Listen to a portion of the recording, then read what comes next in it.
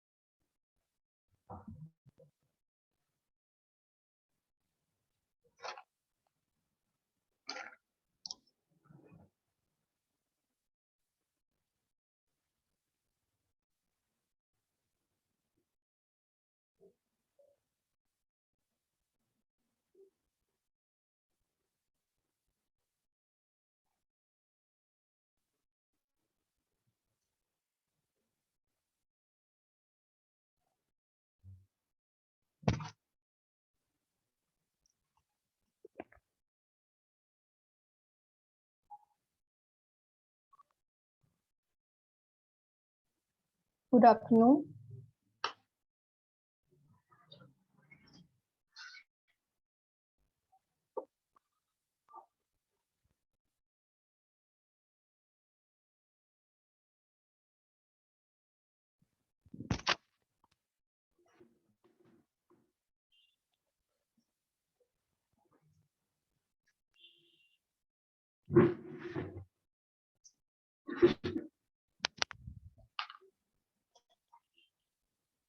मेरी आवाज आ रही है आपको?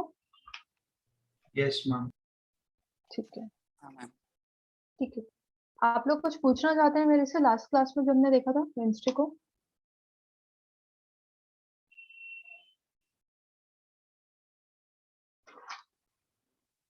मैम क्या बोला आपने? सुना ही नहीं दिया। मेरी आवाज धीमी आ रही है क्या? नहीं मैम, शायद प्रॉब्लम मेरी तरफ से हो। वॉइस लो तो नहीं है? एक मिनट एक मिनट एक मिनट। अब ठीक है? हाँ मैम अब ठीक है। हाँ मेरे एंड पे ही दिक्कत था। ठीक है, मैं ये पूछ रही थी कि लास्ट क्लास में आप लोग कुछ पूछना चाहते हैं मुझसे? मैम मेरे को थोड़े डाउट्स थे एवोगाड्रोस लॉ में जो लास्ट पढ़ाया था ना आपने। हाँ हाँ ठीक है ठीक है, मैं एक बार गैस के जो हमने लॉज ऑफ केमिकल कॉम्बिनेशंस देखे थे उसको मैं एक बार फिर से डिस्कस कर लूंगी। और कुछ बाकी तो नहीं होगा सिग्निफिकेंट फिगर्स वगैरह में, है ना? ओके, मैं करती हूँ। आपको वैसे क्या डाउट है आर्यन?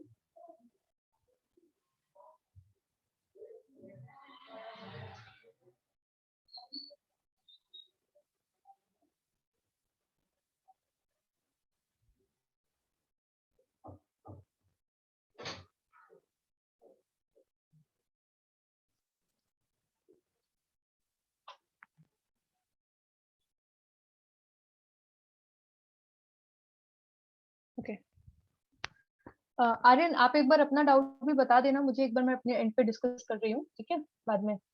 बेटा आप लोग अपने कैमराज ऑन कर लो प्लीज।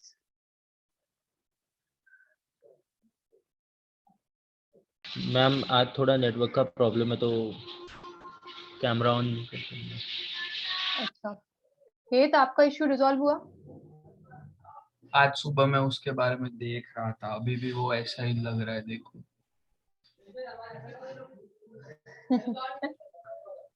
वो मैं देखता हूँ, 1-2 दिन में करता हूँ कुछ इसका। ठीक है, कर लीजिएगा कुछ। चलो, तो जो पहला था वो था हमारा law of conservation of mass. ये हमारे 5 लॉज ऑफ केमिकल कॉम्बिनेशन है, जिसमें से पहला लॉ है law of conservation of mass.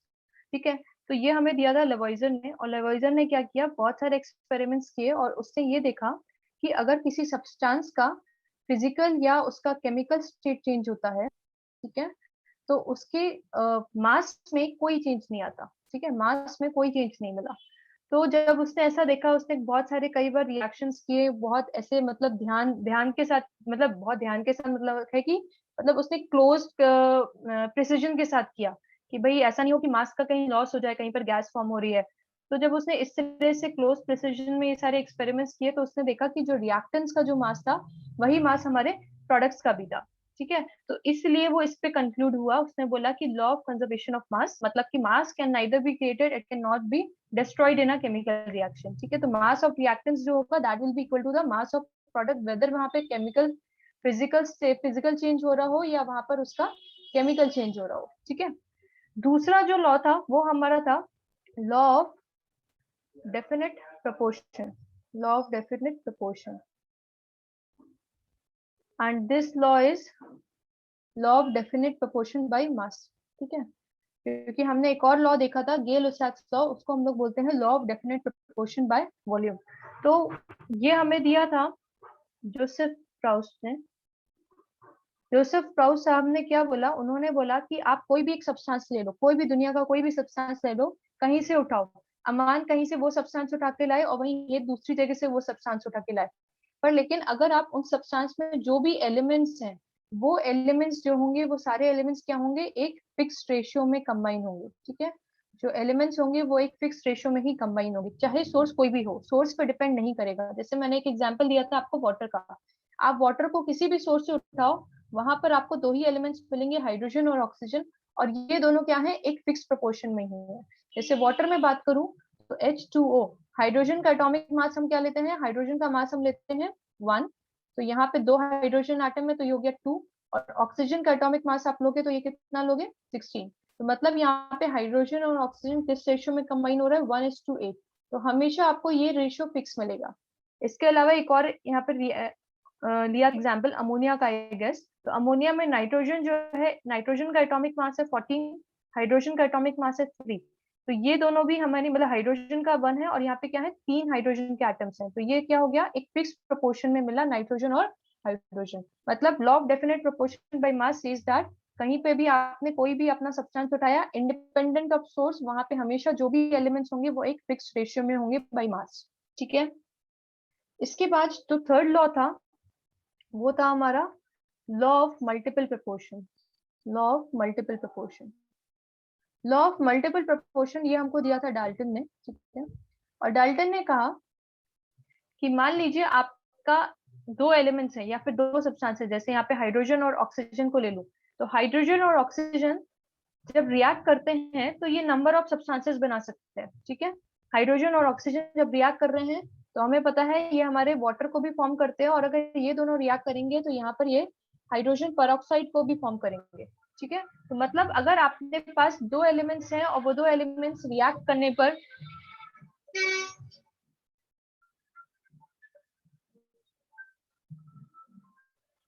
आपके पास दो एलिमेंट्स हैं और ये दोनों एलिमेंट्स रिएक्ट करने पर क्या हो रहे हैं, डिफरेंट डिफरेंट कंपाउंड्स फॉर्म कर रहे हैं। ठीक है, तो इसमें से अगर एक एलिमेंट का आप मास फिक्स कर दो, क्या फिक्स कर रहे हो आप, मास।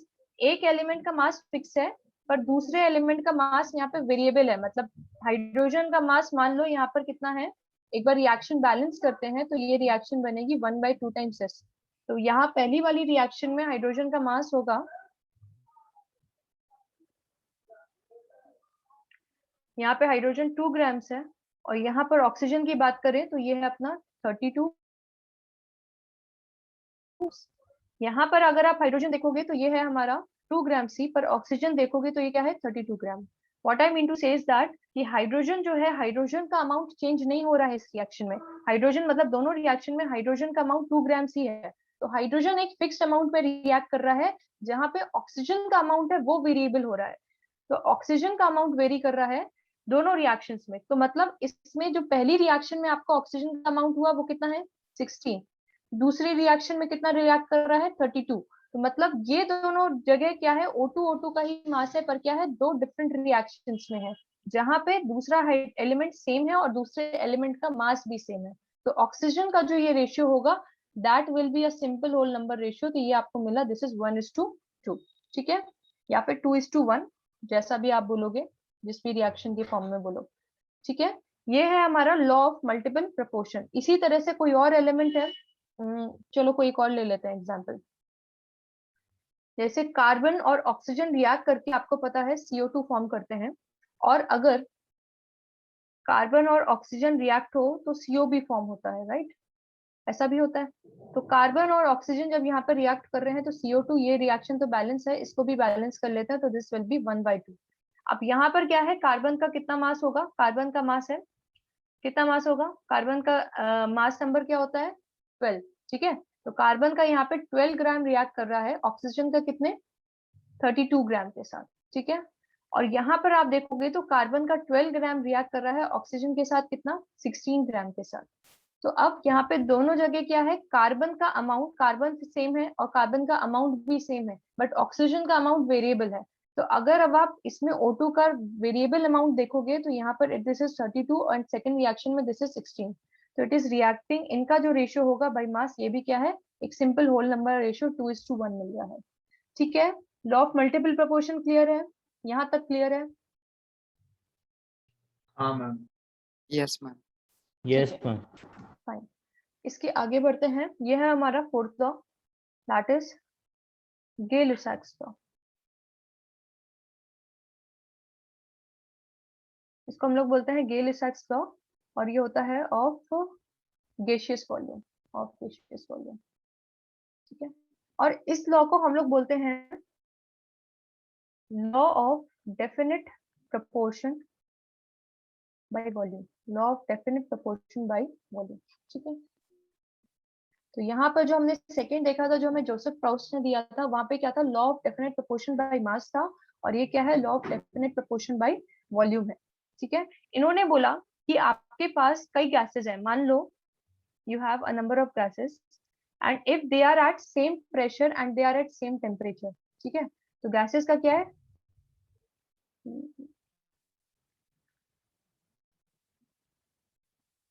गैसेस का प्रेशर सेम है और गैसेस का टेम्परेचर सेम है, ठीक है। तो ये जो गैसेस हैं ये क्या करेंगे, इनको जो वॉल्यूम होगा, मान लो यहाँ पे हाइड्रोजन गैस है और ऑक्सीजन गैस है, ये दोनों गैसेस हमारे रिएक्ट कर रहे हैं, ठीक है। अब हाइड्रोजन का प्रेशर एंड टेम्परेचर और ऑक्सीजन का pressure and temperature, same pressure and temperature पे इनको रिएक्ट कराया, ठीक है।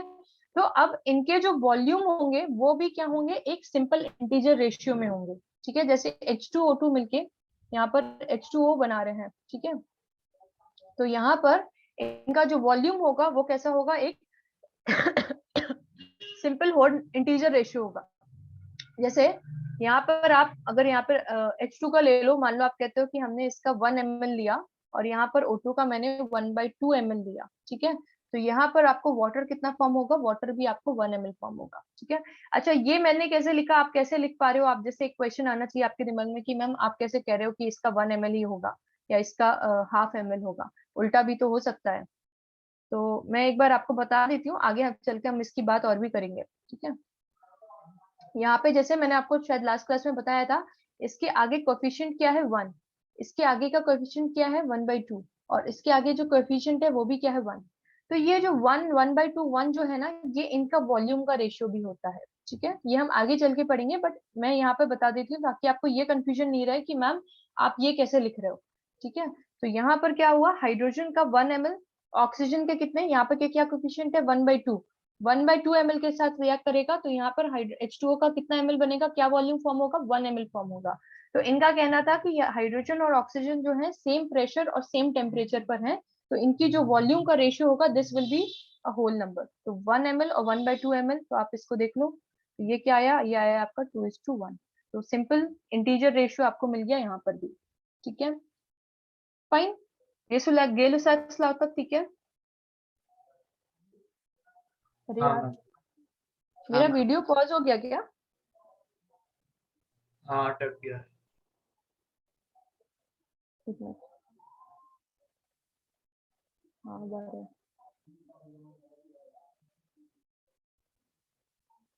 ठीक है, तो अब जो लास्ट लॉ है वो है हमारा फिफ्थ लॉ। फिफ्थ लॉ है हमारा एवोगाड्रोस लॉ। एवोगाड्रो ने कहा आपके पास गैस का प्रेशर सेम है, आपके पास गैसेस का टेम्परेचर सेम है और आपके पास गैसेस का वॉल्यूम भी सेम है। ठीक है, देखो एक चीज याद रखना, ये जो आपका गै-लुसाक्स लॉ है ये क्या है, गैसियस वॉल्यूम के लिए है, और जो एवोगाड्रो का लॉ है ये भी किसके लिए है, गैसेस के लिए है। ठीक है, ये दोनों लॉज आपके जो है स्पेसिफिकली गैसेस के लिए है। तो एवोगाड्रो ने बोला कि एट कांस्टेंट प्रेशर टेम्परेचर, ठीक है, अगर प्रेशर सेम है और टेम्परेचर भी सेम है और अगर गैसेस का वॉल्यूम भी सेम है, ठीक है, तो अगर वॉल्यूम भी सेम है तो वो सारे गैसेस इंडिपेंडेंट, आप H2 ले लो, आप O2 ले लो, आप N2 ले लो, वहां पे उनके जो नंबर ऑफ मॉलिक्यूल्स होंगे वो क्या होंगे, सेम होंगे, number of molecules will be same. ठीक है, मतलब आपने हाइड्रोजन ले लिया, आपने ऑक्सीजन ले लिया, आपने नाइट्रोजन लिया, और आप कार्बन डाइऑक्साइड ले लो, कार्बन मोनोऑक्साइड ले लो, कुछ भी ले लो, दुनिया की कोई भी गैस ले लो, पर उसका अगर प्रेशर सेम है, उसका प्रेशर सेम है, टेम्परेचर सेम है और उसका वॉल्यूम भी सेम है, तो क्या सेम होने वाला है, उसका नंबर ऑफ मॉलिक्यूल्स भी सेम होंगे। ठीक है, तो ये आपका जो लॉ था ये आपको एवोगाड्रो ने दिया था। अब जैसे इन्होंने बोला कि मान लो हम जैसे प्रीवियस रिएक्शन ले लेते हैं, H2 और O2 को रिएक्ट करा रहे हैं और H2O फॉर्म हो रहा है। ठीक है, जैसे हमने देखा था पिछले केस में, यहाँ पर क्या था, यहाँ पे कोएफिशिएंट 1 होता है, यहाँ पे 1/2 और यहाँ पर भी क्या है, कोएफिशिएंट 1। तो यहाँ पर हम बोल रहे हैं कि यहाँ पर क्या हो रहा था, लास्ट केस में हमने क्या बोला था, यहाँ पर इसका 1 ml इसके 1/2 ml से रिएक्ट करेगा और यहाँ पर क्या फॉर्म होगा, यहाँ पर आपका 1 ml H2O फॉर्म होगा। ठीक है, अब यहाँ पे एवोगाड्रो लॉ की बात करते हैं, इन्होंने क्या बोला, सबका वॉल्यूम भी सेम है। ठीक है, तो सबका वॉल्यूम भी सेम है, तो इसको ऐसा समझ सकते हो आप, जो इन्होंने एक पिक्टोरियल डिस्क्रिप्शन दिया कि यहाँ पर हाइड्रोजन है, ठीक है, मतलब वॉल्यूम क्या है, ऑक्सीजन का आप जितना वॉल्यूम ले रहे हो यहाँ पे, या फिर मैं इसको ऐसे भी लिख सकती हूँ कि आप 2 ml H2 ले लो और आप 1 ml O2 ले लो, तो आपका कितना ml H2O फॉर्म होगा, 2 ml, क्योंकि इसका दोनों का रेशियो क्या होगा, 1:1/2। ठीक है, और यहाँ पर क्या रेशियो है, यहाँ पर आपका है 1, मतलब इन दोनों का रेशियो 1:1 है। तो अगर इसका 2 ml रिएक्ट हो रहा है तो इसका कितना फॉर्म होगा, 2 ml, और इसका कितना होगा, इसके हाफ होगा, H2 के हाफ होगा O2। तो 2 ml 1 ml फॉर्म, दोनों रिएक्ट हो रहे हैं H2 और O2, और ये क्या कर रहे हैं, H2O फॉर्म कर रहे हैं 2 ml।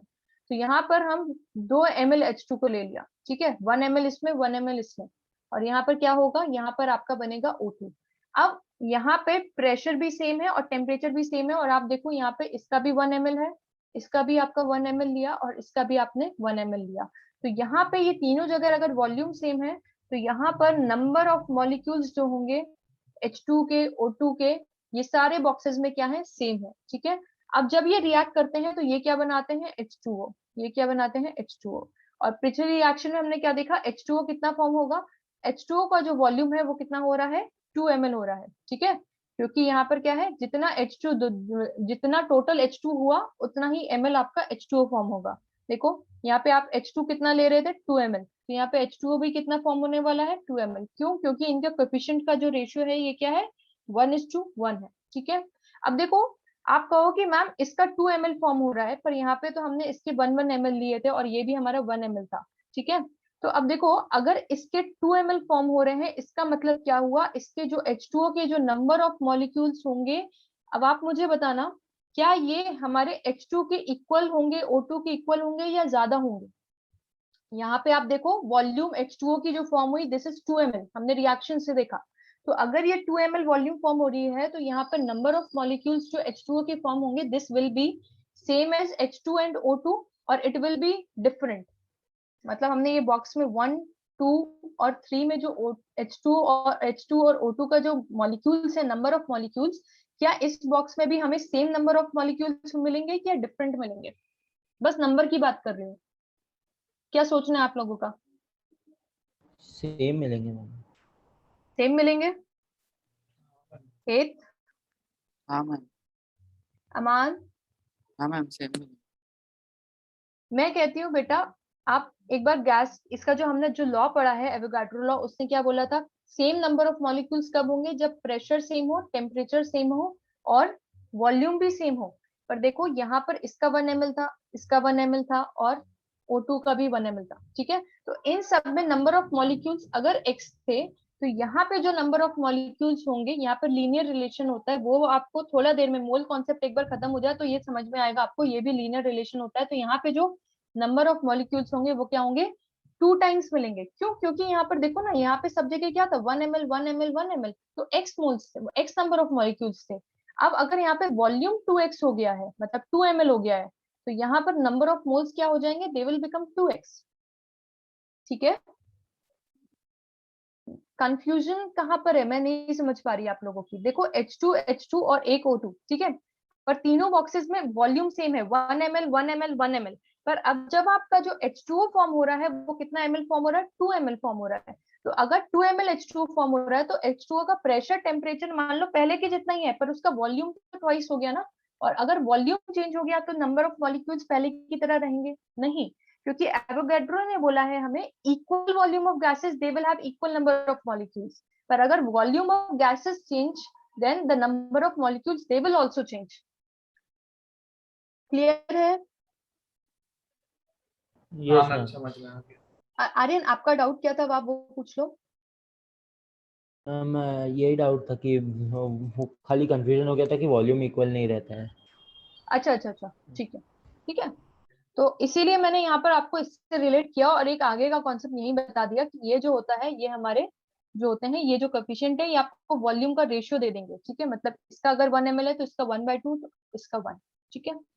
ओके, इसके बाद हमने डाल्टन्स एटॉमिक थ्योरी को हमने डिस्कस किया था, और हमने ये भी डिस्कस कर लिया था कि इसके जो पॉइंट्स हैं वो कितने वैलिड हैं और कितने वैलिड नहीं है, ठीक है।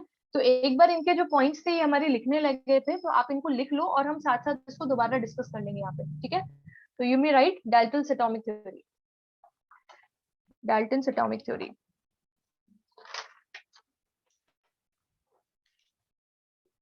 तो इसमें सबसे पहला पॉइंट लिख लो, matter consists of indivisible atoms. Matter consists of indivisible atoms. Matter consists of indivisible atoms. तो ये बात हमने डिस्कस की थी कि ये जो पॉइंट है ये वैलिड नहीं है, क्योंकि यहाँ पर जो हम एटम्स का फर्दर देखें तो यहाँ पर क्या होते हैं, इलेक्ट्रॉन, प्रोटॉन और न्यूट्रॉन्स, मतलब एटम के अंदर भी और छोटे छोटे पार्टिकल्स हैं हमारे पास, ठीक है। तो matter consist of indivisible atoms, ठीक है। तो matter consist of individual atoms है, तो एटम्स के अंदर भी क्या है, हमारे इलेक्ट्रॉन, प्रोटॉन, न्यूट्रॉन है।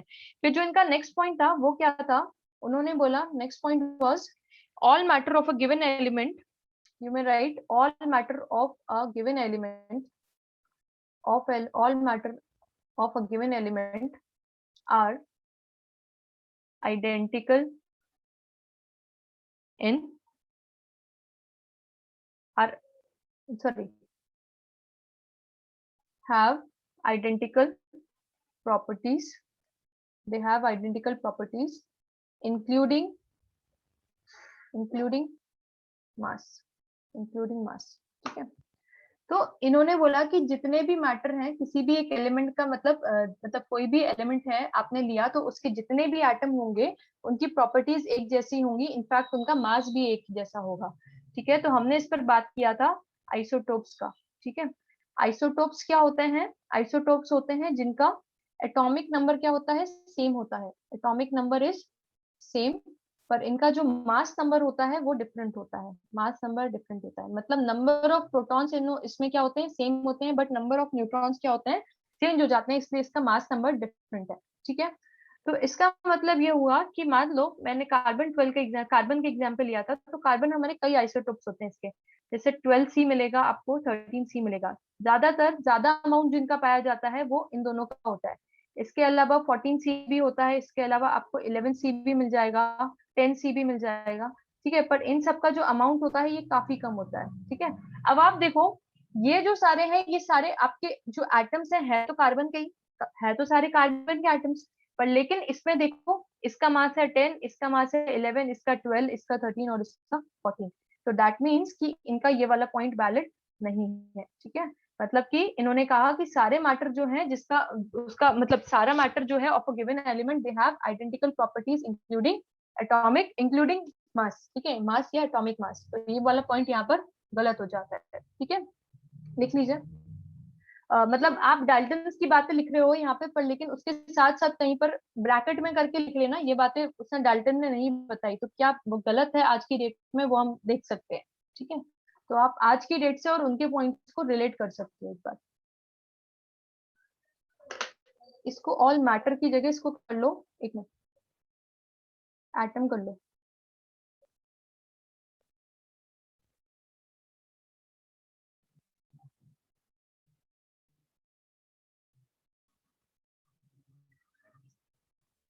all atom all atoms of a given element have identical properties including atomic mass, ठीक है,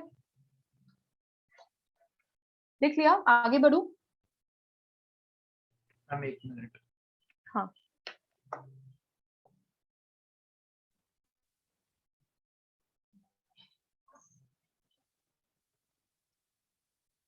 हाँ मैम। ठीक है। फिर इन्होंने एक बात ये कही कि इन्होंने बोला कि कंपाउंड्स जो होते हैं वो तभी फॉर्म होते हैं जब क्या हो, वहां पे एलिमेंट्स जो कंबाइन होंगे वो डिफरेंट मतलब जो एलिमेंट्स कंबाइन हो रहे हैं वो अलग अलग टाइप के एलिमेंट्स हैं या अलग अलग एटम के होंगे, different kind of elements he combine होके एक कंपाउंड बनाएंगे, ठीक है। तो इनके अकॉर्डिंग H2 नहीं होना चाहिए, O2 नहीं होना चाहिए था उस टाइम पर, ठीक है। पर एवोगाड्रो ने ये चीजें बोली कि ये एग्जिस्ट करते हैं, ठीक है। तो compounds are formed when atoms of different elements combine in a fixed ratio. When they combine in a fixed ratio. Compounds are formed when atoms of different elements combine in a fixed ratio. ठीक है। But हमने देखा कि अभी ऐसा नहीं है, same kind के एलिमेंट्स हैं तो वो भी कंबाइन होंगे तो भी हमारे कंपाउंड्स फॉर्म होंगे, और उनको कंपाउंड्स को हम लोग क्या करते हैं, उन कंपाउंड्स को हम लोग बोल देते हैं मॉलिक्यूल्स ऑफ एलिमेंट, ठीक है। और इन्होंने जो लास्ट पॉइंट दिया वो इन्होंने ये दिया कि जो केमिकल रिएक्शंस होती हैं उसमें जो एटम्स होते हैं वो रीअरेंज हो जाते हैं, ठीक है। मतलब जैसे हम कोई एक एग्जांपल ले लें,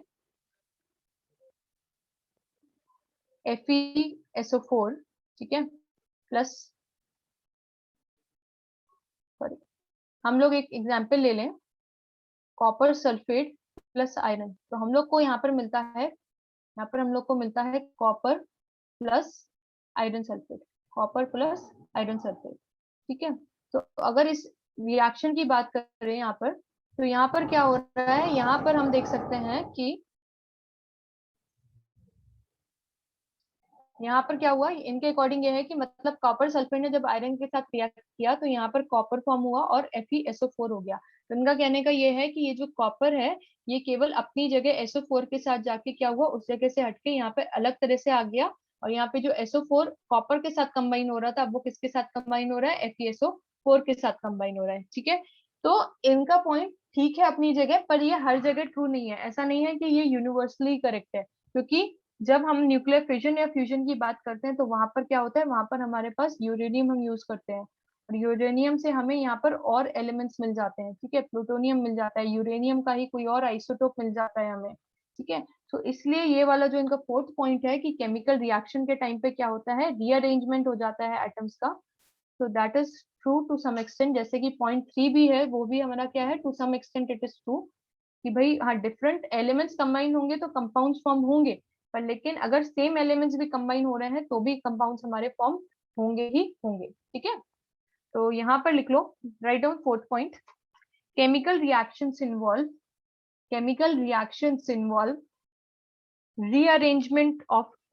रीअरेंजमेंट या रीऑर्गेनाइजेशन ऑफ एटम्स।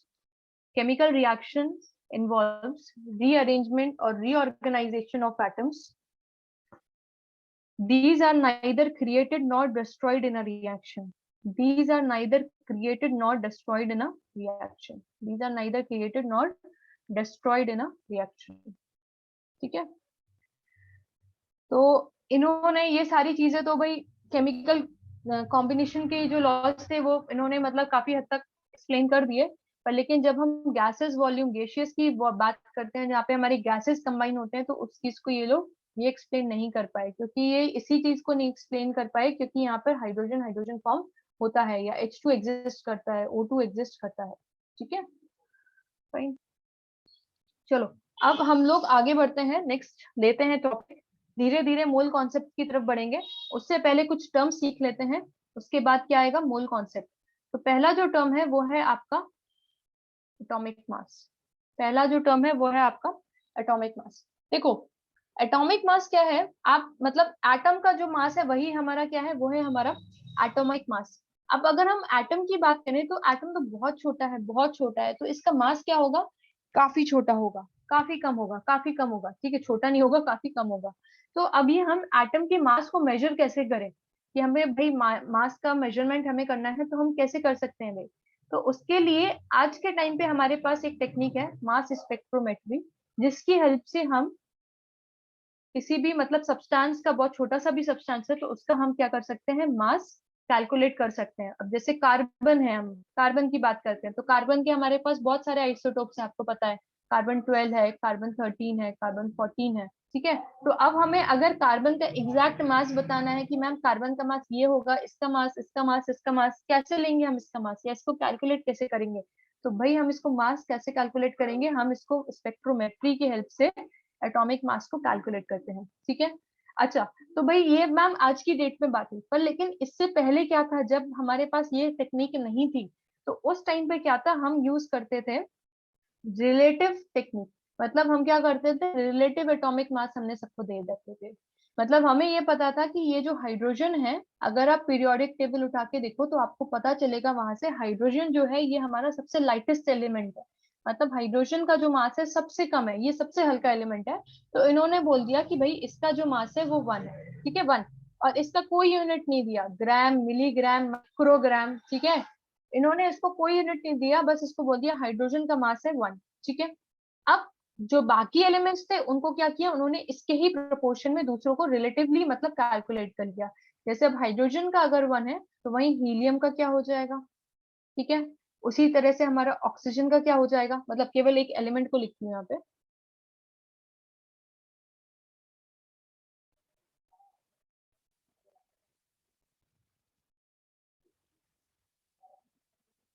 तो हाइड्रोजन का जैसे 1 है तो वही हमारा हीलियम का क्या हो जाएगा, हीलियम का 4 हो जाएगा।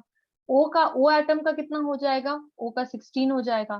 कार्बन का कितना हो जाएगा, 12 हो जाएगा। नाइट्रोजन का कितना हो जाएगा, 14 होगा। तो ये सब हमने इसके आगे कोई यूनिट नहीं दी। ठीक है, बस हमने बता दिया कि ये हमारा हाइड्रोजन के रिलेटिव हम इनको क्या कर रहे हैं, कैलकुलेट करके, या रिलेटिव एटॉमिक मासेस हम इनके बता रहे हैं। ठीक है, बट आज के टाइम पर हम क्या करते हैं, आज हम मास स्पेक्ट्रोमेट्री का यूज करते हैं और आज हमारे पास इनका एग्जैक्ट मास क्या है किसी सब्सटेंस का, वो हम पता कर सकते हैं।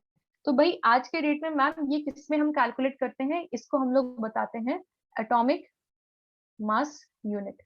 एटॉमिक मास यूनिट, इसी को हम लोग कहते हैं AMU। और अभी इसका नया नाम हो गया है एक और, क्या बोलते हैं इसको, यूनिफाइड मास।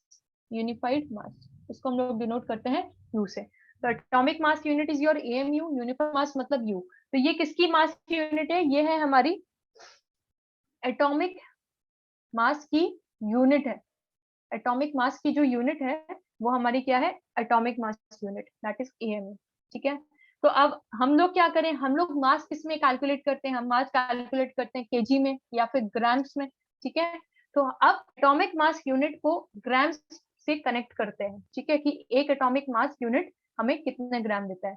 या फिर सबसे पहले ये देख लेते हैं कि मैम एटॉमिक मास यूनिट की डेफिनेशन क्या होती है। ठीक है, तो पहले एटॉमिक मास यूनिट की डेफिनेशन पढ़ते हैं और उसके बाद देखेंगे कि एटॉमिक मास यूनिट हमारे ग्राम से कैसे रिलेट होता है। तो एटॉमिक मास यूनिट इन्होंने बताया, तो जब पहले जो था, पहले हाइड्रोजन के रिस्पेक्ट में सारी बातें की गई, पर अभी क्या हुआ, बाद में जो एक्सेप्टेड जो स्टैंडर्ड है ऑल ओवर वर्ल्ड वाइड, वो हमने यूज किया, उसके लिए यूज किया आइसोटोप।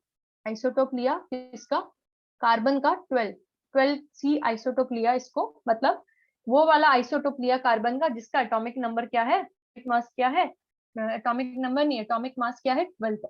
ठीक है, तो उन्होंने बोला कि जो 12C कार्बन एटम का जो एटॉमिक मास होता है उसका हमें क्या करना है, 1/12 करना है। तो 1/12 किसका करना है, mass of one carbon atom of 12C isotope. ठीक है, और यही हमारा क्या हो गया, ये हो गया हमारा AMU।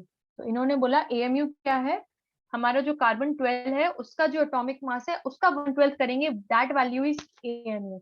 और मैं आपको बता दूं जो अपना एटॉमिक मास है, एटॉमिक मास होता है अपना 12C का, वो अपना होता है 12 AMU।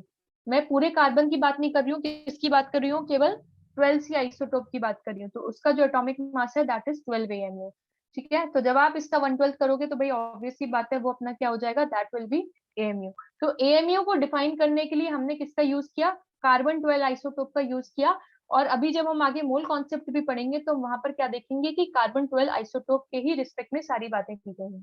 ठीक है, तो मास of one carbon atom of 12C isotope का जो मास है दैट इज 12 AMU, उसका 1/12 लेंगे तो दैट विल बी 1 AMU। ठीक है, अच्छा तो मैम ये जो AMU है ये AMU किसके बराबर होता है, ठीक है, तो AMU जो होता है this value comes out to be around 1.66 into 10 to the power minus 24 gram, और you can say this is 1.66 into 10 to the power minus 27 kg। ठीक है, तो अपना 1 AMU इसके बराबर होता है। कैसे पता चला, हुआ क्या कि हमने क्या किया, समझ सकते हो आप कि हमने क्या किया, कार्बन 12 आइसोटोप का मतलब मास निकाला केवल कार्बन 12 का, तो हमें पता चला कि वो 12 AMU है। और जब हमने इसको जब ग्राम्स में कन्वर्ट करना चाहा, जब हमने इसको ग्राम्स में कन्वर्ट किया तो ये हमारा कुछ ऐसा आया 19.9 something into 10 to the power minus 24। ठीक है, इतना ग्राम आया। तो भाई अगर 12 AMU का मतलब है इतना ग्राम्स, तो आप सिंपल यूनिटरी मेथड लगा के निकाल सकते हो कि 1 AMU का मतलब क्या हो जाएगा। ठीक है, तो that comes out to be around 1.66 10 to the power minus 24 gram with this much kg। ठीक है, एटॉमिक मास यूनिट की ये बातें समझ में आई। पहले क्या था, पहले हाइड्रोजन हमारा एक क्या बोलेंगे, एक मतलब हाइड्रोजन की रिस्पेक्ट में सारी बातें होती थी, हाइड्रोजन हमारा एक स्टैंडर्ड मान लो। ठीक है, बाद में क्या हुआ, बाद में आया कार्बन 12 आइसोटोप, और कार्बन 12 आइसोटोप मतलब कार्बन का कार्बन 12 आइसोटोप लिया और हमने सारी बातें इसके रिस्पेक्ट में की। बेटा एक बार बस इनपुट दे दो अपना, ये क्लियर है कि नहीं, उसके अकॉर्डिंग मैं आगे बढ़ू। यस हाँ मैम। मैम।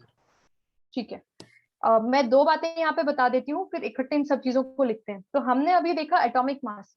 अब हम जैसे आपसे बात कर रहे थे कि भाई बेटा कार्बन 12 है, कार्बन 13 है, 14 है, अभी कार्बन के डिफरेंट डिफरेंट आइसोटोप हैं।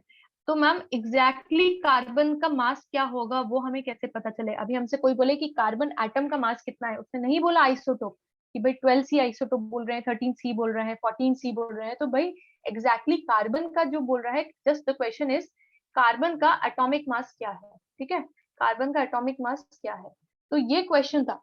तो भाई इसका अगर एटॉमिक मास लेना है तो अब हमें क्या करना पड़ेगा, हम लोग को लेना पड़ेगा एवरेज एटॉमिक मास। क्या करेंगे हम लोग निकालेंगे एवरेज एटॉमिक मास। तो भाई एवरेज एटॉमिक मास क्या होता है मैम, एवरेज एटॉमिक मास हम निकालते हैं कि भाई मान लो हमारे पास कोई सब्सटेंस है, मतलब हमने कार्बन का क्या लिया, कार्बन का एक सैंपल ले लिया, कार्बन का हमने एक सैंपल लिया, तो उसमें मुझे मिला मान लो 12C है, वहां पे 13C है, और वहां पर क्या है 14C भी है। एक मिनट, वहां पर क्या है 14C भी है।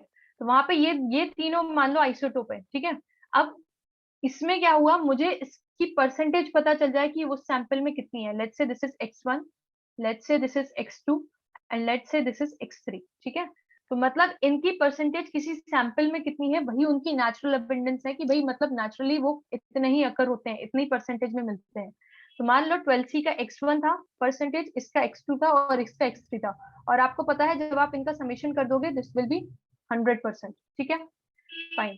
अब आपने क्या किया, आपको पता था, अब आपने क्या किया, इन लोगों का मास लिखा। Just give me a minute, battery level is low.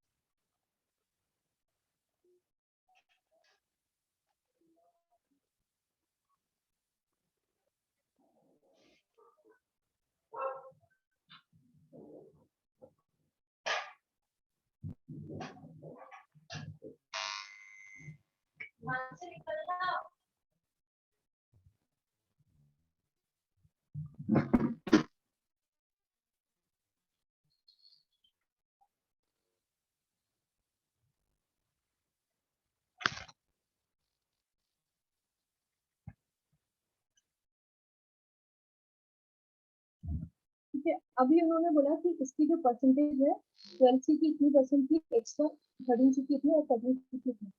अब मैंने कहा कि इसमें 12C का एटॉमिक मास भी लिखो, 12C का एटॉमिक मास कितना होता है वो लिखो, इसका एटॉमिक मास है कितना। तो 12C का एटॉमिक मास आपको पता है कितना होता है 12 AM, ठीक है। 13C का मैं बता देती हूँ, यहाँ पे डेटा मैंने ले रखा है 13.0035 ग्राम, ठीक है। और 14C का आप लोगे तो एग्जैक्ट डेटा इसका भी आएगा 14.00317, ठीक है। तो ये सब AMU में, ठीक है। अप्रोक्सीमेटली हम इसको 12 बोल देते हैं, इसका 13 बोल देते हैं, इसका 14 बोल देते हैं, ठीक है। थोड़ी देर के लिए एग्जैक्ट कैलकुलेशन अगर हम कर रहे हैं तो हम क्या लेंगे उसकी बात कर देते हैं। तो भाई ये हो गया हमारा कि भाई 12C का ये एटॉमिक मास है, 13C का ये एटॉमिक मास है, 14C का ये एटॉमिक मास है। अब हम लोग को क्या करना है, हमें निकालना है कि what is the average atomic मास, ठीक है। तो एवरेज एटॉमिक मास हम कैसे बोलेंगे, एवरेज एटॉमिक मास, अब किसी चीज का एवरेज ले रहे हो तो क्या करोगे, मास है तो इन दोनों का इसका जो परसेंटेज डिफरेंस है दैट इज x1, इसको मल्टीप्लाई करा दो 12 से, फिर दूसरे का परसेंटेज डिफरेंस x2, इसको मल्टीप्लाई करा दो 13.0035, और तीसरे का जो अकरेंस है दैट इज x3, इसको मल्टीप्लाई करा दिया 13.00317, ठीक है। तो अब आपको पता है x1 के परसेंटेज में, तो इसको डिवाइड बाई क्या करोगे, डिवाइड बाई करने की जरूरत नहीं है, वो चीज तो वही आएगी, ठीक है। तो यहाँ पर ये जो आपका आएगा, यहाँ से आपका आ जाएगा, ये जब आप लोग लिखोगे तो इसको परसेंटेज के फॉर्म में नहीं लिखोगे, आप लोग इसको लिखोगे, जैसे मान लो यहाँ पे मैं बोलूँ 36% है, तो आप इसको क्या लिखोगे, you will right x1 as 0.36, ठीक है, विच इज अंडरस्टूड है। अगर आप लिखो इसको इन टर्म्स ऑफ परसेंटेज तो इसको डिवाइडेड बाय 100 कर देना, ठीक है। तो इसको डिवाइडेड बाय 100, चलो मैं कर ही देती हूँ। यहाँ पर आपका इस तरह से जो आएगा, this will be your average atomic mass in terms of AMU। और जब इसकी जो एक्चुअल वैल्यूज है, इसकी परसेंटेज डिफरेंस की, इसकी, तो वहां से इसकी जो वैल्यू निकल के आती है exact, it comes out to be 12.011। तो एवरेज एटॉमिक मास ऑफ क्या है, कार्बन की बात कर रहे हैं हम लोग, तो इसका एटॉमिक मास ऑफ कार्बन जो एग्जैक्ट होता है, उसकी वैल्यू आपके पास, जब लोग 12 लेके चलते हैं अप्रोक्सीमेटली वही ले लेते हैं, अपनी कैलकुलेशन में कौन हर बार वहाँ पे यूज करेगा। तो एग्जैक्ट एटॉमिक मास जो है कार्बन का, वो अपने क्या होता है, दिस इज 12.011 AM, ठीक है। तो दैट क्लियर। मैं एक क्वेश्चन भी आपको इसको करा देती हूँ, आपको ट्राई कर लेना, तो आपको भी इससे मतलब क्लियरेंस आ जाए, कॉन्फिडेंस आ जाए, फाइन। अब ये दोनों चीजों को एक बार लिख लेते हैं, एटॉमिक मास और एवरेज एटॉमिक मास, ठीक है। तो सबसे पहले आप हेडिंग दे दो एटॉमिक मास, सबसे पहले हेडिंग दे दो आप लोग एटॉमिक मास, एटॉमिक मास, इसमें लिखो atom, atoms has atoms have very less mass, atoms have very less mass and they are very small, okay? Atoms are not, they are very small and they have very less mass. So to determine their masses, we use mass spectrometry,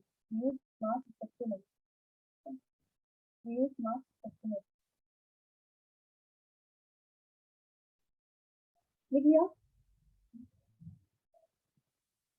I said atoms are very small and their mass is very less. Atoms are very small and their mass is very less.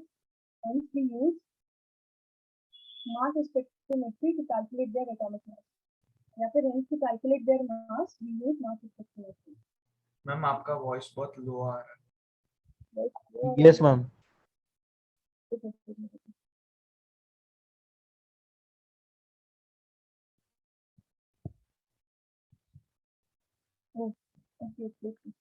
दूसरे side चला गया था, अभी ठीक आ रहा है? हाँ ma'am. Yes ma'am. अच्छा, ये जो बोला वो लिख लिया? नहीं मैम, सुना ही नहीं दिया ढंग से। अच्छा थोड़ा सा पहले क्यों नहीं बोला? चलो लिखो atoms have very less mass, atoms have very less mass as they are very small, atoms have very less mass as they are very small, okay? They are very small, hence in order to calculate their atomic mass Hence, in order to calculate their atomic mass, we use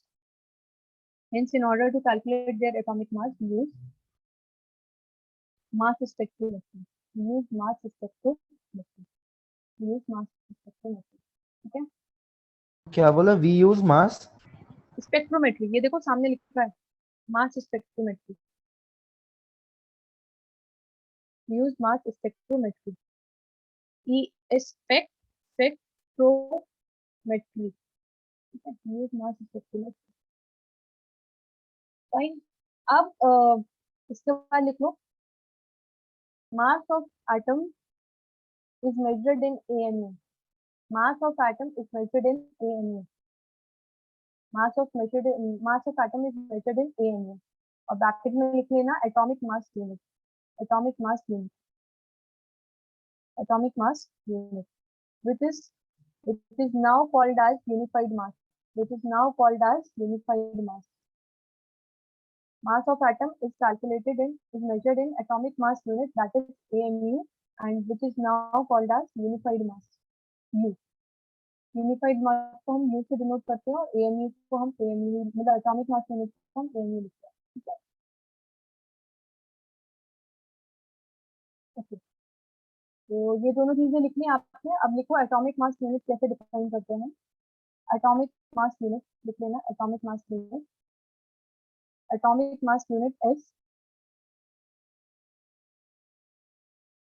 the mass, atomic mass unit is the mass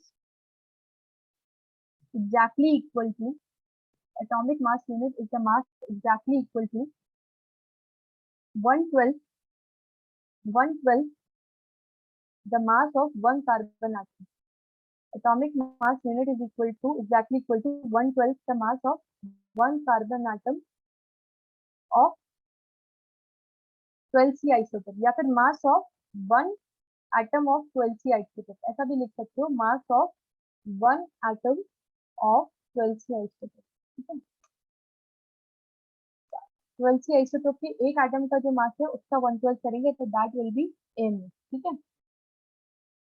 तो नीचे और लिख लो, mass of one atom of 12C isotope is, mass of, ये लिखा है, mass of one atom of 12C isotope is 12 AMU, it is 12 AMU, okay? It is 12 AMU and it is equal to 19.9 into 10 to the power minus 24 gram, and it is equal to 19.9 into 10 to the power minus 24 gram.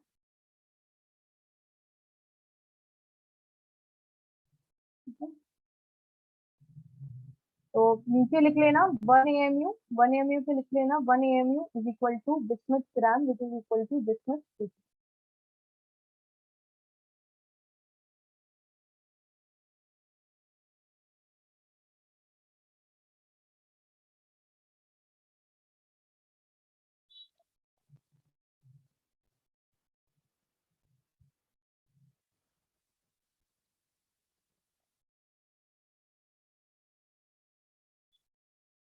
तो मतलब अगर आपको अब किसी भी atom का मैं मास बोल दूं कि बेटा इसका मास इतने ग्राम है, तो क्या उसको आप आराम से AMU में कन्वर्ट कर लोगे, कर सकते हो, ठीक है। अगर मैं फॉर एग्जांपल मैं आपसे कहूँ कि किसी एटम का मास है 14.278 ग्राम, ठीक है, वो इतने ग्राम का है, तो इसको AMU में कन्वर्ट कर सकते हो आप आराम से। क्या करोगे, you will divide it by 14.278, AMU में कन्वर्ट करना है ना, तो you should divided by 1.66 into 10 to the power minus 24, ठीक है। क्यों, क्योंकि 1 AMU में है आपके 1.66 into 10 to the power minus 24 ग्राम। तो आप लोग निकाल सकते हो 1 ग्राम में क्या है, 1 अपॉन बिस्मुथ AMU, तो इतने ग्राम में कितना होगा, इतना AMU, ठीक है। फाइन, आगे बढ़ो, लिख लिया ना यहाँ तक? Yes ma'am. चलो नेक्स्ट लिखो एवरेज एटॉमिक मास, नेक्स्ट लिखो average atomic mass, average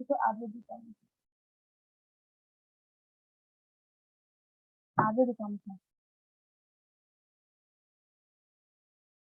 average atomic mass heading दे दिया, लिखो इसमें atoms exist in more than one isotope.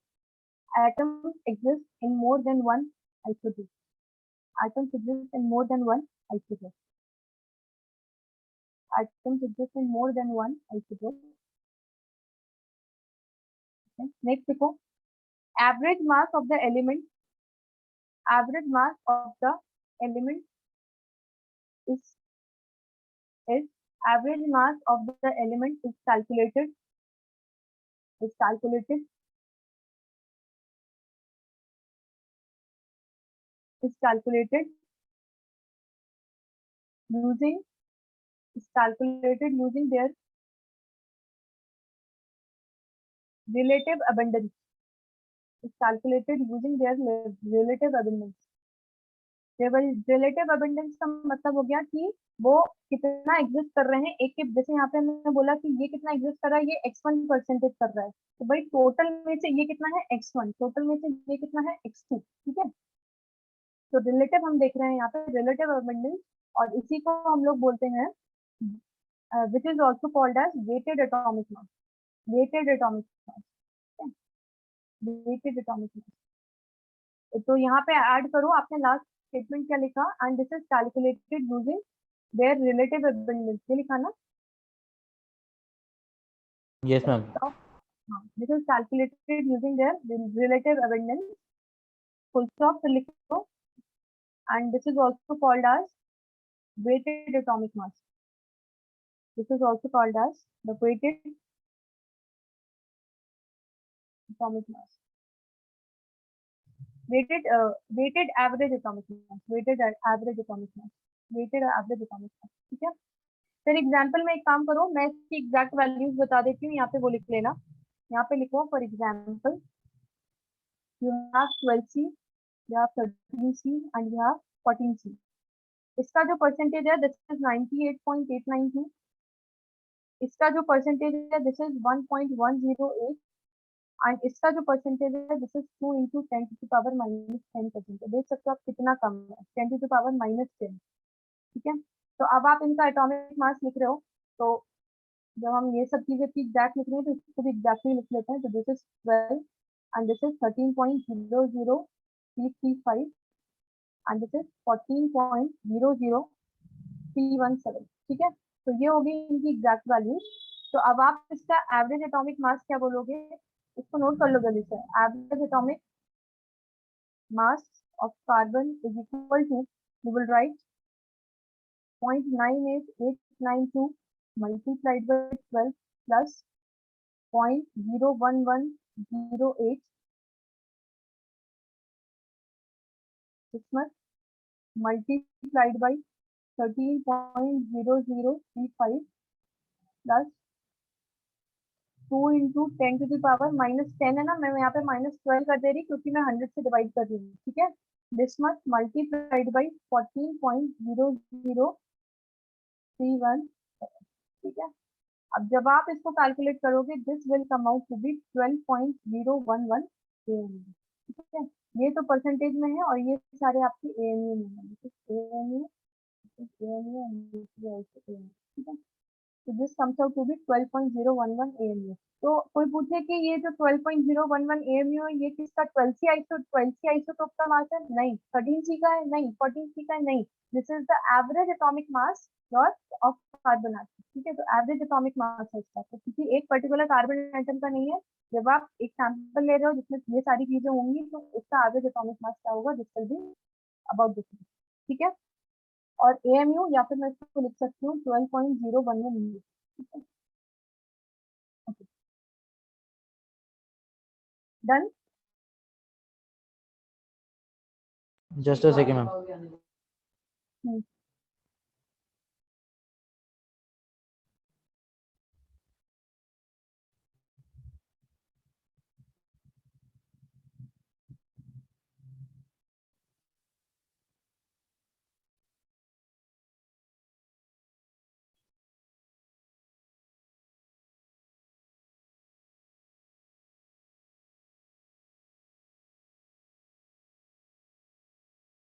अच्छा कुछ चीजें जहाँ पर हमें लगे तो हम लोग वहाँ पे स्क्रीनशॉट ले लें क्या, मतलब just to save your our class time, मतलब आप इसको फिर से बाद में नोट कर सकते हो, मतलब एज यू से क्लास का टाइम सेव होगा तो हम ज्यादा कंटेंट Yes, कवर ma'am. कर पाएंगे, है ना।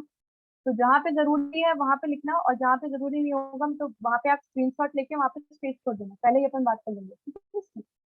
चलो इसके बाद एक क्वेश्चन लिखो, क्वेश्चन मैं डिक्टेट कर देती हूँ, लिखो write down boron occurs in nature in the form of two isotopes. Boron occurs in nature in the form of two isotopes having atomic mass of 10 and 11. Having atomic mass of 10 and 11. ठीक है? Find the percentage abundance in a sample of boron. Find the percentage abundance in a sample of boron having having average atomic mass of 10.8, having average atomic mass of 10.8, ठीक है। तो boron का बोला है कि उसमें क्या है, उसके दो आइसोटोप है वहां पे, और आइसोटोप का जो एटॉमिक मास है वो आपको गिवन है 10 एंड 11। अब बोल रहा है कि उनकी जो परसेंटेज अबंडेंस ऑफ सैंपल है वो हमें कैलकुलेट करनी है, और एवरेज एटॉमिक मास हमको गिवन है जिससे 10.8। कैलकुलेट कर पाएंगे क्या? ट्राई करो, इजी सा क्वेश्चन है, ठीक है। तो सबसे पहले इसके लिए मैं एक हिंट दे देती हूँ। सबसे पहले आपके पास क्या है, दो नंबर है यहाँ पे, मतलब दो आइसोटोप है, मतलब एटॉमिक मास जिसका एक का 10 है और एक का क्या है 11 है। तो एक का परसेंटेज क्या है x मान लो, दूसरे का क्या हो जाएगा, it will be 100 minus x. अब प्रोसीड करो।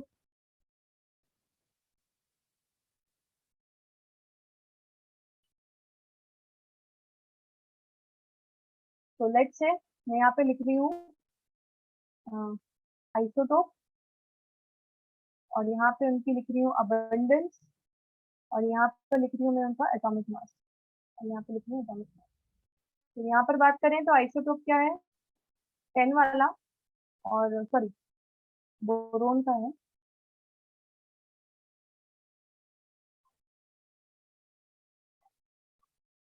यहाँ पर मैं बोरोन 10 वाले को मान लेती हूँ, बोरोन 10 एंड बोरोन 11। इसका जो अबंडेंस है 10 वाले का x मान लेते हैं, तो this will B 100 minus x. तो मैंने ये परसेंटेज में ले लिया है, this will B 100 minus x percentage, क्योंकि अबंडेंस तो टोटल होगी ना। और एटॉमिक मास क्या है, इसका एटॉमिक मास अगर मैं बोलूँ 10 है तो इसका क्या है, ये गिवन है 11। तो अगर एवरेज एटॉमिक मास लिखेंगे, एवरेज एटॉमिक मास क्या आएगा, ये हमको गिवन है this is 10.8 and this will be equal to 10 multiplied by x plus 11 multiplied by 100 minus x divided by 100, ठीक है।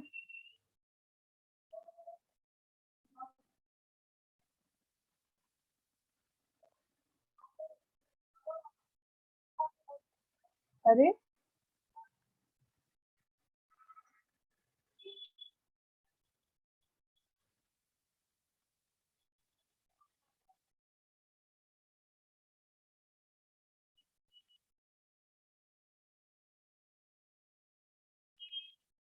देखो इसको, ठीक है, ये क्वेश्चन आप लोग कौन कौन लिख पाया, अमान हेत आर्यन, किससे ये क्वेश्चन लिख के बनी खुद से?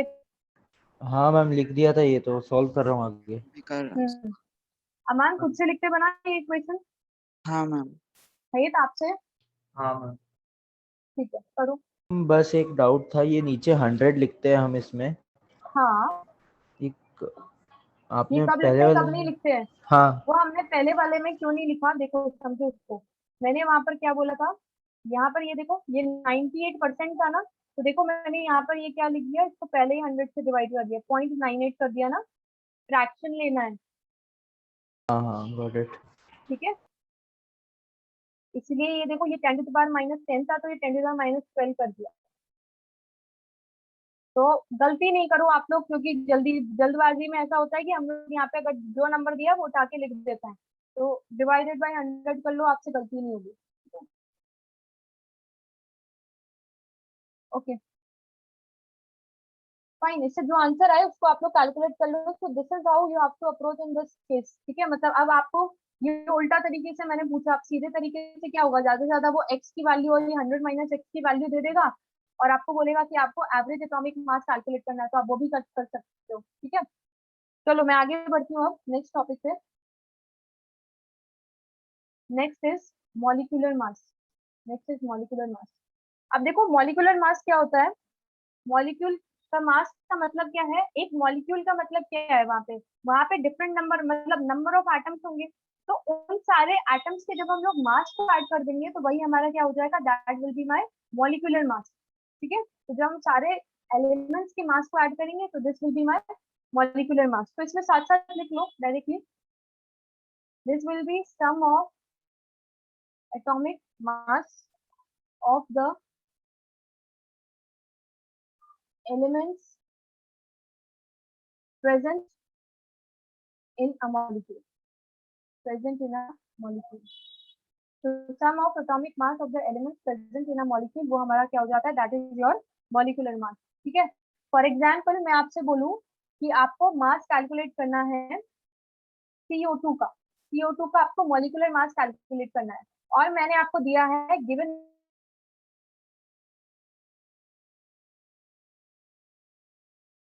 लेके चलते हैं 0.011 हम नेग्लेक्ट कर देते हैं, और ऑक्सीजन का भी हम लोग क्या करते हैं, ऑक्सीजन का हम 16 ले लेते हैं। तो यहाँ पे मैं वैल्यूज मेंशन कर देती हूँ। गिवन दैट कार्बन का आपको एटॉमिक मास दिया है 12.011 AMU और आपको यहाँ पे ऑक्सीजन का मास दिया है मान लो 16 AMU, ठीक है।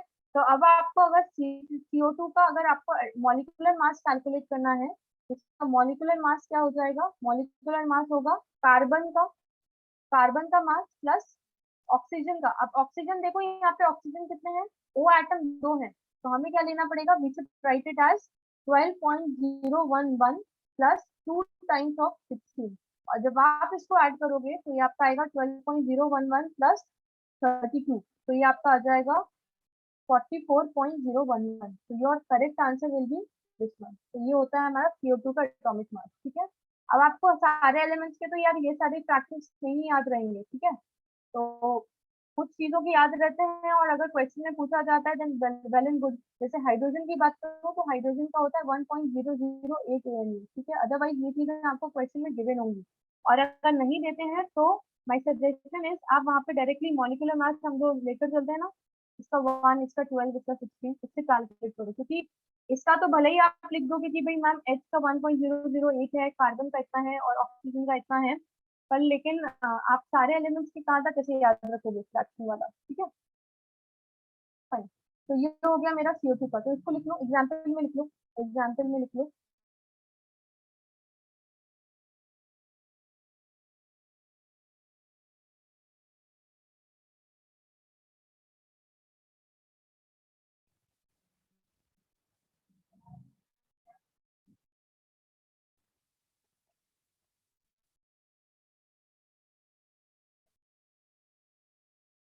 ठीक है, तो मतलब मॉलिक्यूलर मास हमने क्या किया, हमने देखा कि वहां पर CO2 है, अगर कार्बन डाइऑक्साइड है तो वहां पे कितने कार्बन के आटम थे, कितने ऑक्सीजन के नाम ऐसा लिख दिया, ठीक है।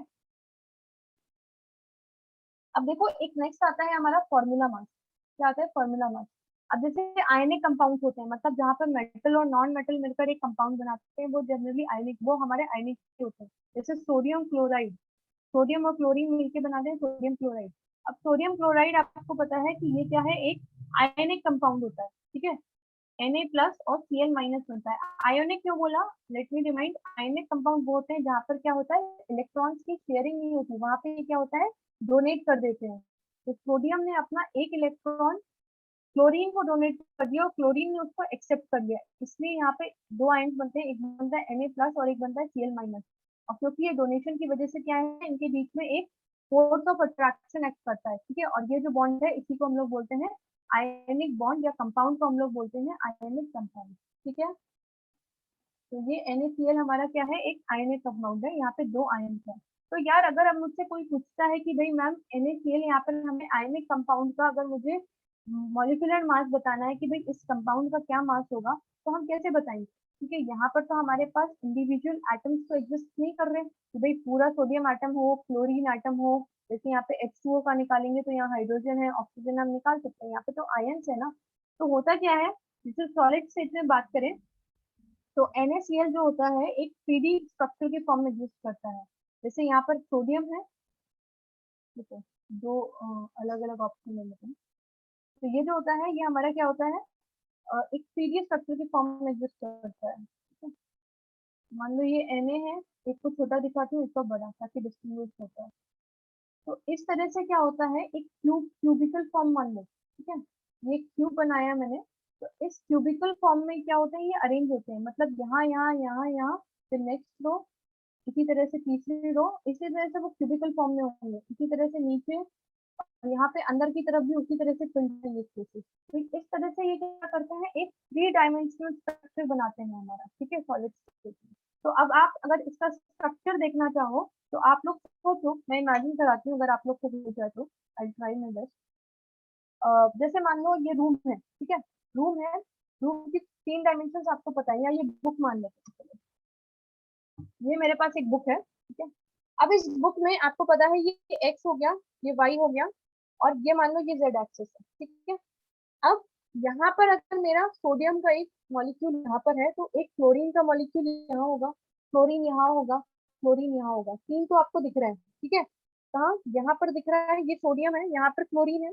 जिस तरह से यहाँ क्लोरीन है उसी तरह से इस साइड भी क्लोरीन होगा, तो 2, इसी तरह से एक आगे होगा 3, इसी तरह से एक पीछे होगा 4। ठीक है, अब ये नीचे की तरफ भी होगा एक 5, और इसी तरह से ऊपर की तरफ भी होगा, वो क्या होगा 6। तो मतलब एक सोडियम के आजू बाजू में कितने हैं, 6 क्लोरीन आटम है। उसी तरह से एक क्लोरीन की बात करें तो एक क्लोरीन के आजू बाजू में भी क्या होंगे, 6 सोडियम के, मतलब आयन होंगे, आटम नहीं बोलना चाहिए, आयन वाले, आयनिक पार्ट होगा। ठीक है, तो यार अभी ये सारी चीजों का हम फिर मैम एटॉमिक मास हम कैसे लिखें, तो इसके लिए हम लोग क्या करते हैं, हमारे पास आयन्स है और वो बहुत सारे नंबर्स में है, तो हम लोग इनके लिए यूज करते हैं इनका फॉर्मूला। ठीक है, तो इसीलिए हम लोग इसको बोलते हैं फॉर्मूला मास। क्या बोलते हैं, फॉर्मूला मास, क्योंकि इनका जो एटॉमिक मास कैलकुलेट होता है that is being calculated with the help of formula. तो यहाँ पे क्या किया, सोडियम क्लोराइड का फॉर्मूला क्या होता है, NaCl। अब सोडियम का एटॉमिक मास होता है 23, क्लोरीन का एटॉमिक मास होता है 35। ठीक है, तो जब आप इनको ऐड करोगे तो यू विल गेट 58, तो ये आपका आएगा 58 में। ठीक है, मैंने इसकी वो मतलब एग्जैक्ट वैल्यूज नहीं लिखी है, बट अप्रोक्सीमेटेड वैल्यूज लिखी है, तो दिस विल बी 58 में। ठीक है, तो मतलब फॉर्मूला मास और मॉलिक्यूलर मास में डिफरेंस क्या है, फॉर्मूला मास हम तब यूज करते हैं मैम जब हमारे पास क्या होते हैं, जब हम किसी आयनिक कंपाउंड की बात करते हैं तो हम लोग यूज करते हैं फॉर्मूला मास। ठीक है, तो फॉर्मूला मास लिख लो आप जल्दी से, फॉर्मूला मास लिखो, क्लियर है ना, फॉर्मूला मास और मॉलिक्यूलर मास के बीच का difference.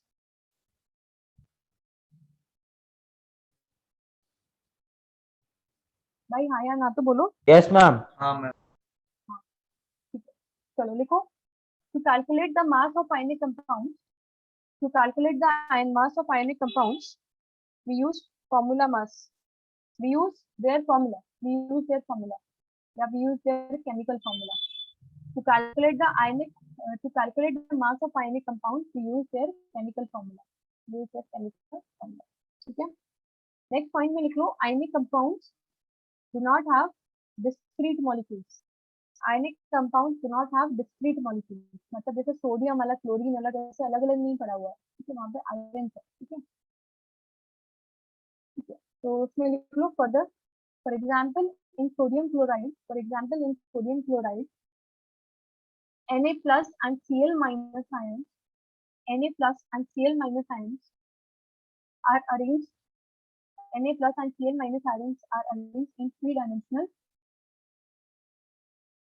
structure, in 3-dimensional structure। ठीक है, तो लिखो formula of NaCl, formula of मतलब chemical formula of NaCl, sorry chemical formula of NaCl, chemical formula of sodium chloride, chemical formula of sodium chloride, ये हो गया इसका केमिकल फॉर्मूला। ठीक है, तो इसका जो होगा फॉर्मूला मास, नेक्स्ट लाइन में यहाँ पर आएगा आपका formula mass, it will be 23 + 35, 23 + 35। तो अप्रॉक्सीमेटेड वैल्यूज मैंने लिखी है यहाँ पे, दिस विल बी 58 AMU, ठीक है।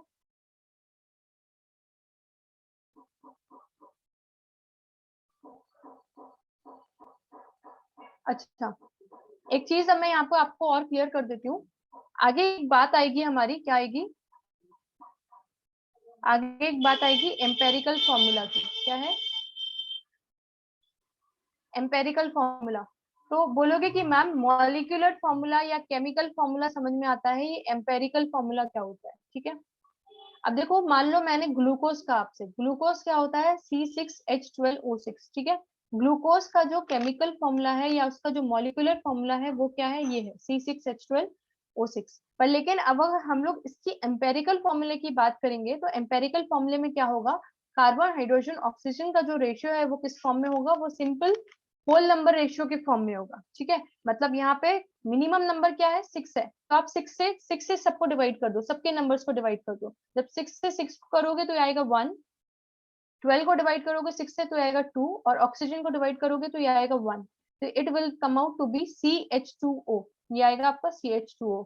तो अगर कोई कहे कि भाई ग्लूकोज का एम्पेरिकल फॉर्मूला क्या होता है, तो CH2O is the empirical formula. मतलब आपने क्या किया, उसे सबसे सबसे सिंपलेस्ट नंबर्स में जब आप इसको एक्सप्रेस कर सकते हो, वो है आपका इसका एम्पेरिकल फॉर्मूला, ठीक है। शॉर्टेस्ट, जो स्मॉलेस्ट नंबर्स जो होंगे, जो इनके स्मॉलेस्ट नंबर्स जो इनके रेशियो को बता सकते हैं, इनके एलिमेंट्स के रेशियो को, वो है हमारा एम्पेरिकल फॉर्मूला। और मॉलिक्यूलर फॉर्मूला क्या हो गया, वो हो गया हमारा ये C6H12O6, ठीक है। एम्पेरिकल फॉर्मूला और मॉलिक्यूलर फॉर्मूला का डिफरेंस समझ में आया। आगे हम लोग इसकी बात और करेंगे, ठीक है, कि ऐसा हम लोग मतलब अगर हमें एम्पेरिकल फॉर्मूला गिवन है तो, या फिर हमें परसेंटेज गिवन है कि यहाँ पे मान लो आपको मैंने एक सैंपल दे दिया, मैंने आपको बोला भाई ये ग्लूकोज है, पर आपको इसका फॉर्मूला नहीं पता था कि भाई ग्लूकोज का फॉर्मूला क्या होता है, C6H12O6 इसका फॉर्मूला होता है, आपको नहीं नॉलेज थी। पर मैंने आपको बता दिया कि भाई इस फॉर्मूले में, मतलब ये जो भी कंपाउंड है, इसमें मेरा कार्बन का परसेंटेज कुछ है, हाइड्रोजन का परसेंटेज कुछ है, और ऑक्सीजन का परसेंटेज कुछ है। तो आपको अगर ये तीनों का मैं परसेंटेज दे दूं और मैं आपको बता दूं कि भाई इसका मतलब आपको ये तीनों की परसेंटेज पता चल गई, तो अगर आपको कार्बन हाइड्रोजन ऑक्सीजन की परसेंटेज पता चल गई, तो आप लोग यहाँ पर क्या निकाल सकते हो, आप लोग निकाल सकते हो इसका कितना भी एक मास अज्यूम कर लो, लेट से 100 ग्राम अज्यूम कर लिया, तो 100 ग्राम सैंपल में कार्बन कितना होगा, हाइड्रोजन कितना होगा, ऑक्सीजन कितना होगा। I am just explaining things कि भाई करेंगे क्या, आगे आगे आएगी ये बात, तो हम उसकी हेल्प से क्या होगा, अगर हम इनकी परसेंटेज पता होती है तो हम लोग यहाँ पे इसका एम्पेरिकल फॉर्मूला निकाल सकते हैं। और अगर मुझे C6H12O6 का एग्जैक्टली मुझे मॉलिक्यूलर मास पता होगा, तो मैं इसका मॉलिक्यूलर फॉर्मूला भी निकाल पाऊंगी, ठीक है। तो ये वाली बात आगे करेंगे कि भाई मैम ये चीजें डिराइव कैसे करेंगे, पर लेकिन अभी फिलहाल के लिए ये बात दिमाग में रखना, मॉलिक्यूलर फॉर्मूला और एम्पेरिकल फॉर्मूला क्या होता है, ठीक है। तो कहीं पर भी एक एस्टेरिस्क मार्क करके कहीं पर भी एम्पेरिकल फॉर्मूला और मॉलिक्यूलर फॉर्मूला लिख लो ये ग्लूकोज का। अब इसके बाद मास की बात कर रहे हैं हम लोग सारे, ठीक है। अभी हमने देखा एटॉमिक मास, एवरेज एटॉमिक मास, फिर उसके बाद हमने देखा मॉलिक्यूलर मास और फॉर्मूला मास। अब नेक्स्ट आप इसमें एक हेडिंग दो, ग्राम एटॉमिक मास। नेक्स्ट एक हेडिंग दो आप, ग्राम एटॉमिक मास। ये लिख लिया मॉलिक्यूलर फॉर्मूला और एम्पेरिकल फॉर्मूला। हाँ मैम।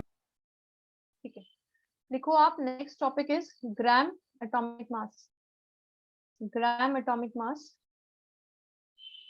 तो ग्राम एटॉमिक मास क्या होता है कि आपको कोई क्वांटिटी दे दी, ठीक है, जैसे आपको मैंने कोई भी एक क्वांटिटी दे दी, तो उस क्वांटिटी का जो मास है उसको हम लोग को क्या करना है, ग्राम्स में एक्सप्रेस करेंगे। तो वो क्वांटिटी, मतलब जैसे आपने कार्बन का आपने मास देखा, कार्बन का C12 का जो मास था वो क्या था, 12 AMU, ठीक है। तो ये आपका क्या था, इसके एक एटम का मास था, इसके एक एटम का मास था।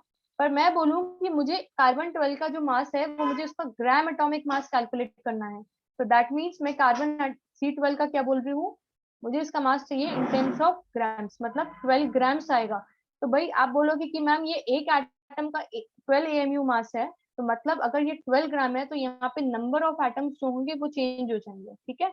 तो नंबर ऑफ एटम्स, वो नंबर ऑफ एटम्स का मास जिनका हमारा मास क्या है 12 ग्राम आ जाए, वो चीज हमारी क्या होती है, that is my gram atomic mass. ठीक है, अभी मैं इसको और अच्छे से समझाती हूँ।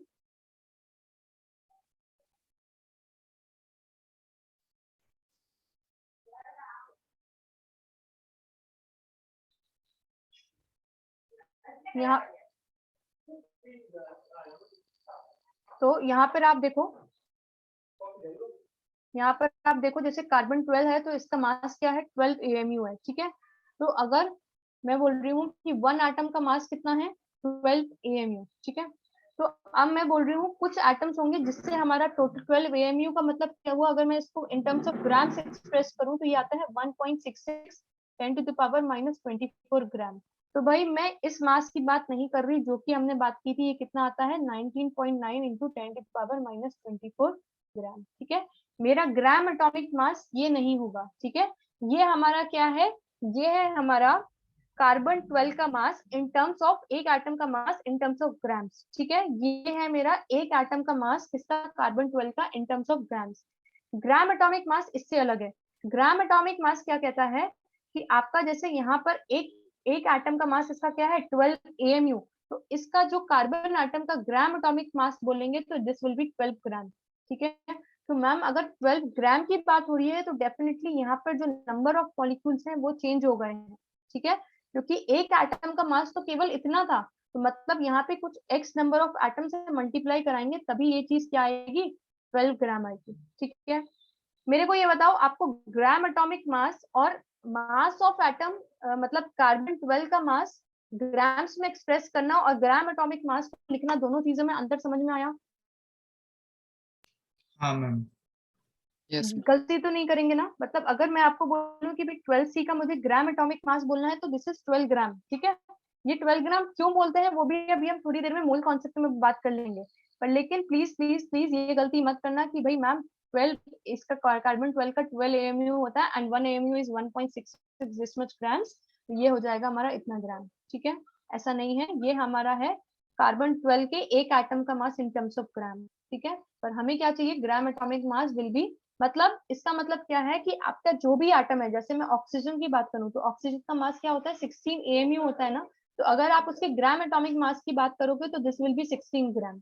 ठीक है, उसके अलावा मैं नाइट्रोजन की बात करूं तो नाइट्रोजन का अप्रोक्सीमेटली ये दिस विल बी 14 AMU। तो मैं बोल रही हूँ अगर ये 14 AMU अप्रोक्सीमेटली है तो इसका ग्राम एटॉमिक मास क्या हो जाएगा, ग्राम एटॉमिक मास हो जाएगा 14 ग्राम। ठीक है, तो ग्राम एटॉमिक मास का डेफिनेशन लिख लो आप लोग एक बार, ग्राम एटॉमिक मास।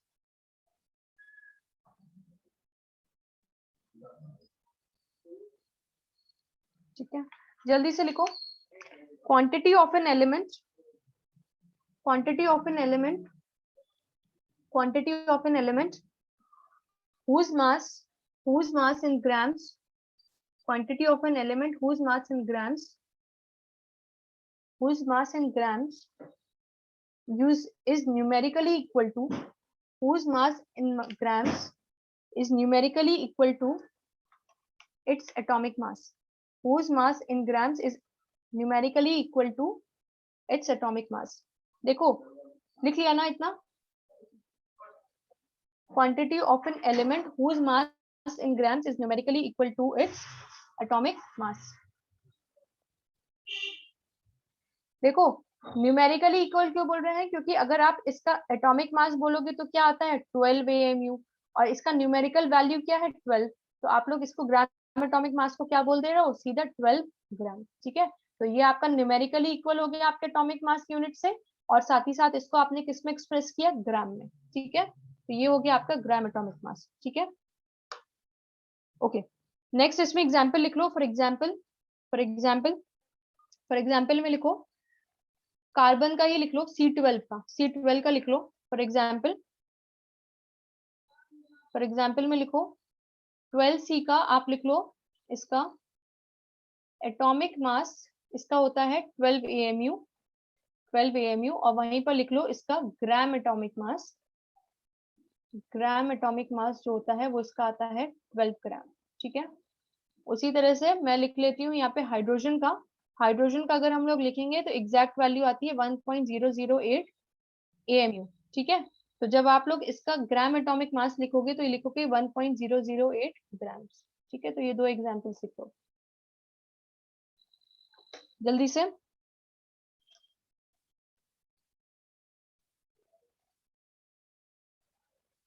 नेक्स्ट है आपका ग्राम मॉलिक्यूलर मास। नेक्स्ट है आपका, जैसे आपने लिखा ग्राम एटॉमिक मास, उसी तरह से है आपका ग्राम मॉलिक्यूलर मास। ठीक है, अब ग्राम मॉलिक्यूलर मास क्या होता है, जैसे आपने क्या किया, क्वांटिटी ऑफ एन एलिमेंट की बात की, क्योंकि एटम की बात कर रहे हैं तो वहां एलिमेंट की बात हो रही है। अब मॉलिक्यूल है मतलब यहाँ पे एक से ज्यादा एटम होंगे, अब वो सेम के भी हो सकते हैं, डिफरेंट के भी हो सकते हैं, हमें क्या मतलब उससे। ठीक है, मॉलिक्यूल है मतलब सेम एटम का हो सकता है, डिफरेंट एटम का हो सकता है। तो उसी तरह से जैसे हमने एलिमेंट के लिए डिफाइन किया, तो हम इसको किसी कंपाउंड के लिए डिफाइन कर देते हैं। इसको लिख लो, देखो quantity of a substance, quantity of a substance whose mass, quantity of a substance in quantity of a substance whose mass in grams is numerically equal to, whose mass in grams is numerically equal to its molecular mass, whose mass in grams is numerically equal to its molecular mass। ठीक है, अब जैसे मैं बात कर लेती हूँ O2 की। ठीक है, O2 को जब आप लिखोगे तो इसका होता है 16 AMU, एक का होता है, तो दो एटम्स है यहाँ पे, तो इट विल बी 16 AMU, तो 16 into 2 दैट इज 32 AMU। तो ये आपका इसका क्या हो गया, ये हो गया उसका एटॉमिक मास। ठीक है, अब आप इसको लिख, sorry, it will be it's molecular mass not atomic mass, this will B it's molecular mass. तो ये हो गया इसका मॉलिक्यूलर मास। अब आप इसको क्या लिखना चाहते हो, आप लिखना चाहते हो उसका gram molecular mass, gram molecular mass. तो ग्राम मॉलिक्यूलर मास में क्या हो जाएगा, इसी एंटिटी को आपको क्या लिख दो, 32 ग्राम। ठीक है, मतलब आपने न्यूमेरिकली इसको सेम रखा बट उसको क्या लिख दिया, ग्राम। और डेफिनेटली अगर मैं इसको 32 ग्राम लिख रही हूँ तो ये एक एटम का मास नहीं, एक मॉलिक्यूल का मास नहीं है, यहाँ पे नंबर ऑफ मॉलिक्यूल्स होंगे जिनका मास निकल के 32 ग्राम आ रहा है। ठीक है, और अगर O की बात करते इसी तरह से, जैसे ऊपर वाले एग्जांपल में एक और ऐड कर सकते हो, जैसे O एटम की बात करें तो इसका एटॉमिक मास क्या होता है, 16 AMU होता है, और यहाँ पर ये क्या हो जाएगा, इट विल बी 16 ग्राम।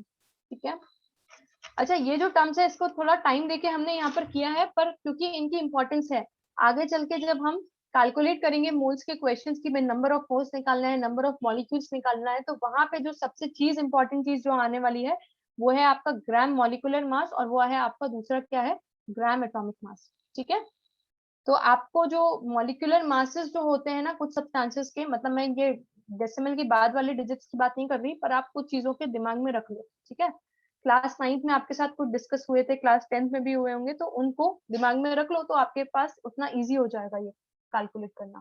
ठीक है, चलो कितना बजा, 10:24:23। ठीक है, आज की क्लास में आप लोग कुछ पूछना चाहते हो मुझसे?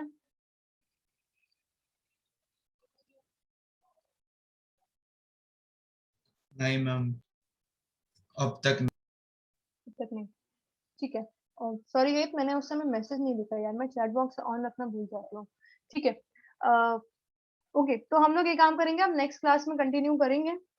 अब नेक्स्ट क्लास में हमारा स्टोइकियोमेट्री भी स्टार्ट हो जाएगा। ठीक है, मतलब जो चीजें आज मैंने आपको बताई थी ना कि H2 और O2 रिएक्ट हो रहा है, तो वो आगे जो कोएफिशिएंट होता है, वो कोएफिशिएंट को हम लोग बोलते हैं स्टोइकियोमेट्रिक कोएफिशिएंट, और वो हमारे रिएक्शंस में उसका क्या रोल है, और कोई अमाउंट कम है कोई ज्यादा है तो हमारा प्रोडक्ट्स पे क्या फर्क पड़ने वाला है, तो वो सारी बातें नेक्स्ट क्लास में हम करेंगे। ठीक है, चलो ठीक है, फिर आज की क्लास यहाँ पर वाइंड अप करते हैं। ठीक है, नेक्स्ट क्लास में स्टार्ट करेंगे mole concept. Okay ma'am, thank you okay ma'am, ma'am, thank you. हाँ, ओके, बाय मैम। बाय।